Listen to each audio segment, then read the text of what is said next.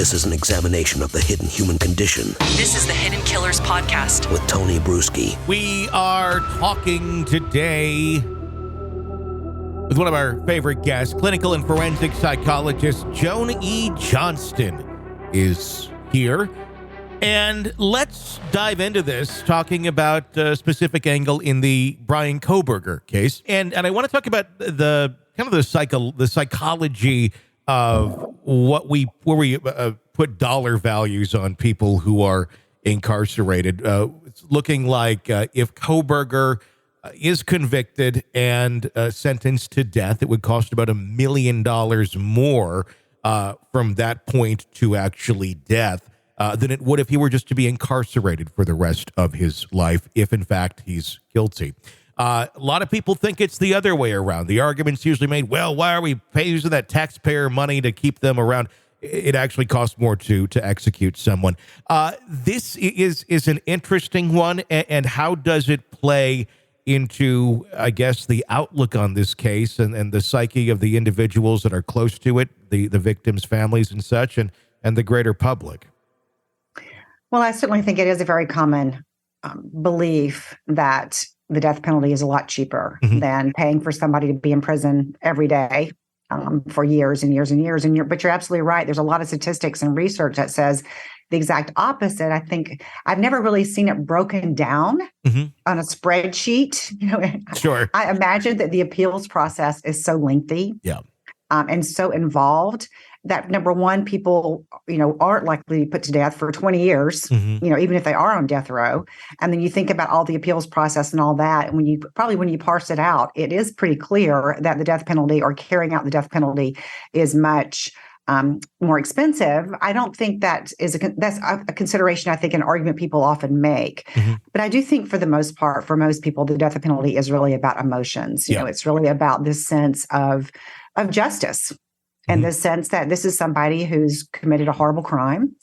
So I'm talking right now about somebody who is on death row, not necessarily this person. Of course, Bryan Kohberger has not been convicted, but should he be convicted of a horrible crime, then I think there are plenty of people who say, yeah, this person has taken life, so his own life should be taken. And, I think you and I've talked before about the fact that families are really diverse in terms of how they feel about it. Sure. And it doesn't seem to depend upon the crime or who was lost or whatever. It really does kind of come down to that person's often spiritual beliefs and values. How does that work when you have something like this, where you have 4 different families that have all the opinions on, whether or not this person should be facing the death penalty? Some saying yes, some saying no. There's really not a true way to I guess, make everyone satisfied with what the outcome could possibly be if convicted. I think you're right. It's a very difficult decision. I mean, ultimately, prosecutors are the ones who are going to decide whether to go for the death penalty or not, or to pursue it. And I think oftentimes prosecutors meet with the families, I would hope so, and take their wishes, their thoughts, their opinions into consideration. And then they have a lot of other things that they're considering. It can be anything from, what's likely, do they think it's going to reduce the chances this person's going to be convicted? What are the politics involved? I mean, there's all kinds of things, I think, to come into play. What is the public perception? What is the media kind of climate? There's all kinds of things, probably spoken and unspoken, that are taken into consideration when a prosecutor decides to pursue the death penalty or doesn't. I completely agree. Let me ask you about this with the 2014 arrest that we've learned about of Kohberger stealing from his own sister, his dad actually turning him in. This is right after he got out of rehab for heroin addiction. Does this tell us anything about the personality of the Kohberger that is alleged to have committed those murders in the last year when we compare it to what we know about a 2014 version of Kohberger stealing from their own family? Well, I mean, I think it tells us a lot about his family. It does. And it probably tells us more about his own family than it does about him. Yeah. Because obviously most people who steal things don't commit murder, certainly not murder for people or commit a violent crime. But I think it does speak in a lot of respects highly, I think, of his family in terms of holding him accountable in that situation for something that he did wrong. Sure. And one of the things that's been difficult, I think, I've heard a lot of psychology talk about his family, and I think it's important for us to remember that they aren't on trial. They didn't do anything wrong per se. Very much so. And it does make you wonder. We have heard nothing from them, and it's not that often that you have a situation like that where the family's not really going to speak out when their loved one is accused of such crimes. But it is interesting to see how they have in the past held him accountable for wrongdoings. And it does kind of make you wonder where they're at today. They've not shown up for any of the hearings that have been public that they could have gone to for supporting. I'm wondering from your observations, and this is just conjecture, where do you think they may be in terms of their stance on their son?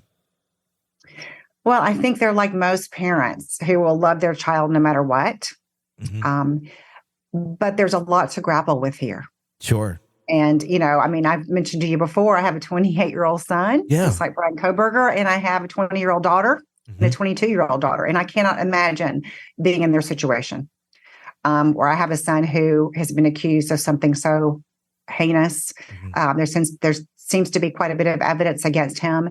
And so I think they are having to navigate the shock, the horror, the grief, and all of that. And so I don't know that we can make a lot of assumptions about what it means for them not to show up. I mean, could it be that they want to send a message that will condone what he did? That's possible. Mm-hmm. Could they send a message they can't bear to go and hear some of the accusations against him? Sure. Yes. Yeah. Could it be both of those? Absolutely. So I think we'll get more information probably about what his family is thinking and feeling as the legal process continues. Mm-hmm. But I think from a family perspective, they are really having to grieve the loss of a son probably in the way that they thought he was. Yeah. If he did, in fact, do these things.